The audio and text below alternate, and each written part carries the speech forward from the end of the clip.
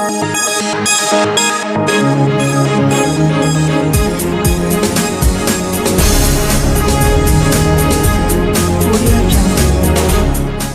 है इस पर सर आपका क्या है कहना? देखिए, हम लोग पहले से यकीन था कि न्याय और न्यायिक प्रक्रिया पर, चूँकि जिस तरह से एक साजिश सीबीआई के द्वारा की जा रही थी और उनके ज़मानत को रोकने का जो प्रयास सीबीआई के द्वारा लगातार चल रहा था, लेकिन रांची उच्च न्यायालय के न्यायाधीश ने माननीय लालू जी के बातों को सुना और उनके द्वारा जो कोर्ट में एविडेंस रखे गए उसको मानने का काम किया और माननीय न्यायालय ने स्पष्ट किया कि लालू जी ने हाफ सेंटेंस से ऊपर सज़ा काट ली है, इसलिए इनको ज़मानत दिया जा सकता है। 40 महीने से अधिक उन्होंने सज़ा काटी है, जबकि हाफ सेंटेंस 30 ही महीना होता है।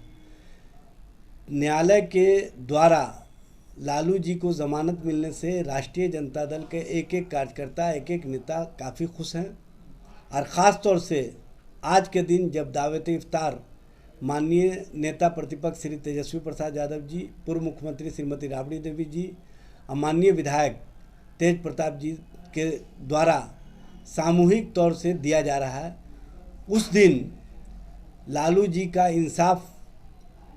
जी को इंसाफ मिलना ये उन लोगों के लिए खुशी है जो चाहते थे कि जो सभी के इंसाफ की सोच रखने वाले हैं उनको इंसाफ कब मिलेगा, और आज न्यायालय ने उनको इंसाफ दे करके स्पष्ट कर दिया कि अल्लाह के घर में देर है, अंधेर नहीं है। सर जहाँ तक बात है सर, ये हमारे लालू जी के खिलाफ जो भी कार्रवाई की जाती है, मान लीजिए सर सम्मिलित इसमें सर बहुत सारे लोग हैं सर, अकेला सर लालू जी पे क्यों ऐसा सर कार्रवाई किया गया? देखिए, लालू जी कभी भी अपने विचारों से अलग नहीं हटे। लालू जी ने कभी भी भारतीय जनता पार्टी के सामने नतमस्तक नहीं हुए। लालू जी ने मिट जाना पसंद किया, लेकिन अपने विचारों से कभी समझौता नहीं किया। लालू जी का मानना है कि देश में नफरत की राजनीति करने वालों को सामने अगर कोई सरेंडर कर जाता है तो इसका मतलब है कि नफरत की राजनीति को मजबूती प्रदान करना। इसलिए लालू जी ने स्पष्ट कहा कि मैं देश की मोहब्बत के लिए, देश में आपसी एकता और भाईचारे के लिए, चाहे मेरे साथ जितना भी कष्ट हो जाए, लेकिन मैं उन लोगों को कष्ट नहीं होने दूंगा जो देश में इंसाफ चाहते हैं और देश में मोहब्बत का पैगाम चाहते हैं। एक कल या परसों सर आने वाले हैं हमारे बिहार में, कल ही आ रहे हैं। तो सर क्या लगता है, वो मतलब कुछ कहा गया है कि मतलब बीजेपी ने बोला है कि बहुत भव्य तरीके से ये किया जाएगा, वो किया जाएगा, मतलब क्या है उसका सर? देखिए, माननीय गृह मंत्री अमित शाह जी जगदीशपुर में बाबू वीर कुंवर सिंह जन्मोत्सव समारोह में शामिल होने के लिए आ रहे हैं, लेकिन उनके इस जन्मोत्सव समारोह में शामिल होने से पहले माननीय गृह मंत्री अमित शाह जी से मेरा करबद्ध प्रार्थना होगा कि आप उनके प्रपौत्र बबलू सिंह का, जो पुलिसिया दमन के शिकार हुए, पुलिस के द्वारा पीट कर उनकी हत्या कर दी गई, उसके साथ इंसाफ कब होगा, उनके परिवार के साथ इंसाफ कब होगा, उनको न्याय कब मिलेगा। जिस तरह से बिहार सरकार मामले को दबाने के प्रयास में लगी हुई है और भारतीय जनता पार्टी इस मामले में चुप्पी साधे हुए है। जब आप जगदीशपुर बाबू वीर कुंवर सिंह के किला पर जा रहे हैं, वहाँ पर झंडा फहराने का काम करेंगे, लेकिन उनके परिवार के साथ नाइंसाफ़ी हो गया और उनको न्याय नहीं मिलेगा, तो उनकी माँ, जो बबलू सिंह की माँ है, वो सिसक कर इंसाफ की भीख मांग रही है, सरकार से अपील कर रही है कि हमारे पुत्र के हत्यारों को कब फांसी की सज़ा मिलेगी, कब उनके साथ इंसाफ होगा, और सरकार चुप्पी साधे हुए है। माननीय गृह मंत्री जी, आप जगदीशपुर जाने से पहले उनके परिवार को इंसाफ दिलवाने का काम कीजिए और बबलू सिंह के हत्या में जो लोग भी सम्मिलित हैं उन पर स्पीडी ट्रायल चला करके उनके साथ न्याय कीजिए, जिससे कि उनकी आत्मा को संतुष्टि हो। सर जैसा बीजेपी का कथन है कि नहीं, वो उनके जो भी परिवार का जो हुआ है, जो भी उनके साथ हादसा, वो हादसा नहीं था, वो शहीद हुए हैं, ऐसा बीजेपी। देखिए, बीजेपी हर मामले को दूसरी दिशा की ओर मोड़ना चाहती है।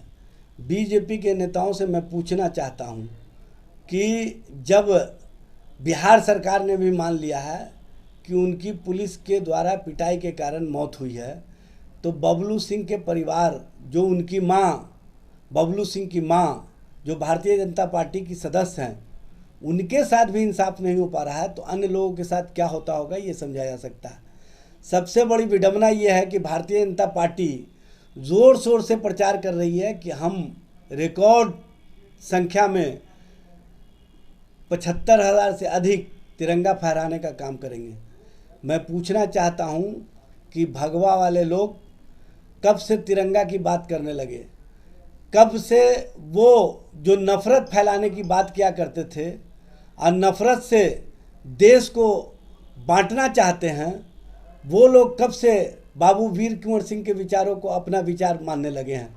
जबकि बाबू वीर कुंवर सिंह का विचार था, 1857 में उन्होंने आह्वान किया था कि हिंदू मुसलमान आपस में लड़ना मत, अंग्रेज़ तुम्हारा फ़ायदा उठाएगा और तुम जो आज़ादी चाहते हो उसमें रुकावट होगा। आज उसी तरह से देश का जो विकास है उसके लिए नफ़रत के माहौल को ख़त्म करना होगा, मोहब्बत से मुल्क के लोगों को जीतना होगा, और जहाँ पर मोहब्बत होता है वहीं पर तरक्की होता है। इसलिए तरक्की को अगर बढ़ाना है तो मोहब्बत के पैगाम को बढ़ाना होगा। भारतीय जनता पार्टी के नेताओं से मेरा अपील होगा कि वो बाबू वीर कुंवर सिंह के विचारों को अपने में आत्मसात करके नफ़रत की जगह मोहब्बत के पैगाम को बढ़ाएं, और जो भगवा की बात किया करते थे, अगर वो सही माने में तिरंगा की बात करते हैं तो तिरंगा को अपने में आत्मसात करें। तिरंगा का मतलब है सबको सम्मान, सबका विकास, सब में एकरूपता, और उस एकरूपता में अगर कहीं भी कमी रह गई तो देश तरक्की के राह से दूर हो जाएगा। इसलिए अमित शाह जी, आप देश के लोगों को, बिहार के लोगों को इंसाफ देने का काम कीजिए। सर, बीजेपी कहती है कि सबका साथ सबका विकास।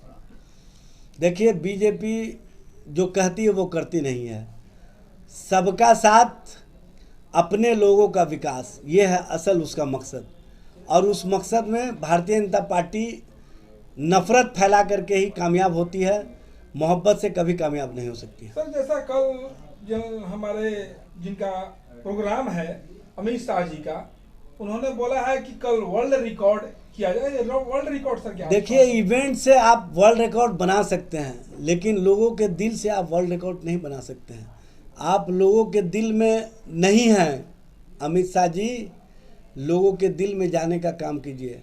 और जो आपका नारा है सबका साथ सबका विकास सबका विश्वास, आप कहीं ना कहीं धर्म विशेष के खिलाफ अविश्वास का माहौल खड़ा करके विश्वास की बात करते हैं। ये सिर्फ जुमलाबाजी है, उसके अलावा कुछ नहीं है।